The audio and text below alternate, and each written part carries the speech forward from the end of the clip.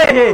त्याच्यामुळे इथून पुढे आता अशीच एकजूट दाखवा। ज्या प्रकारे आम्ही यशवंत गुळ युनिटवर जे आंदोलन केलं आणि त्याची ठिणगी इथपर्यंत आली, ते पेटविणारे ते गावातले फक्त 4 लोक होते ज्यांनी आम्हाला उत्तेजित केलं। त्यांनी टीका करून आणि हे समोर काय टीका केलं नाही, कुठतरी फाट्यावर बसून बोलले, त्याला म्हणा ना जा तेलगावला, त्याला म्हणा छत्रपतीवर जाय, त्याला म्हणा इथं कर। अरे आमच्या गाडीत दम होता म्हणता आम्ही आलतोच ना तिथं, तुमच्यात काय, तुम्ही तर बसलात ना।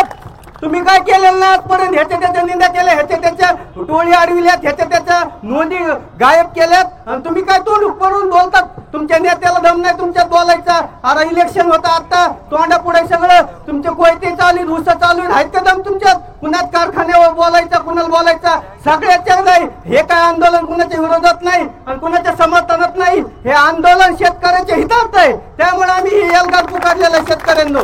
आणि ते चळवळीतले पोरं हे सगळे त्या यशवंत पासून सगळे हे गोळा झालेले आहेत। काय चुकलं आमचं गुळ युनिट वाल्याला? आम्ही म्हणलं कारण तुम्ही 2400 तालुक्यात वाट पडेल आमच्या, आणि जर 2400 वाट पडली तर इथंच कारखाने तुमच्या प्रमाणे आम्हाला भाव देतील। तर ते म्हणले आम्हाला बंद ठेवायचा कारखाना, आम्ही चालू करणार नाही। शेतकरी म्हणले आम्ही 2000 पासून ऊस लावतो, तू बंद ठेव। पण त्यातले काही 4 लोक जाऊन म्हणले तिथं नंतर गुपचूप मोडी टाकली आमच्या आंदोलनामुळे। तर 4 लोक म्हणले आम्ही ऊस आणून देतो। मग का शेतकरी आपल्यात संघर्ष करायचा आहे का? हे त्यांनी ठरव। आणि हे आंदोलन ज्या प्रकारे आम्ही पुकारलं, बरेच जणांनी अडथळे आणण्याचा प्रयत्न केला, कोणी काय म्हणले याच्याकडे कोणी कोणत्या लक्ष दिलं नाही।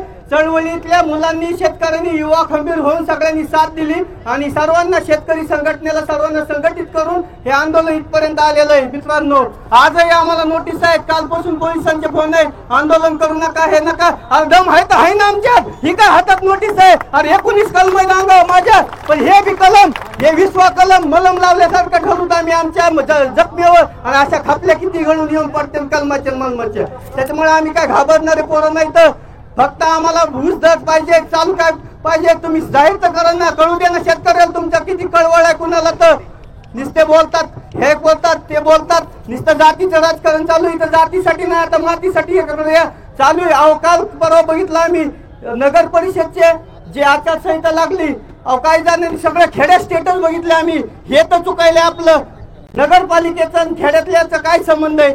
काही आता ती संबंध नाही। तुम्हाला लढवायची कोणाला? तुम्ही सोयाबीन फुकली, कापूस फुकला आणि हाय ते राहिले छाता बडवले, ऊस तुम्हाला काय भेटणार नाही 2400-2200 असं म्हणलं। त्यामुळे ही मशाल पेटविली, जे होईल ते होईल। कारखानदाराच्या अंगावर गेलो आणि काय होणार आहे ह्याच्यात?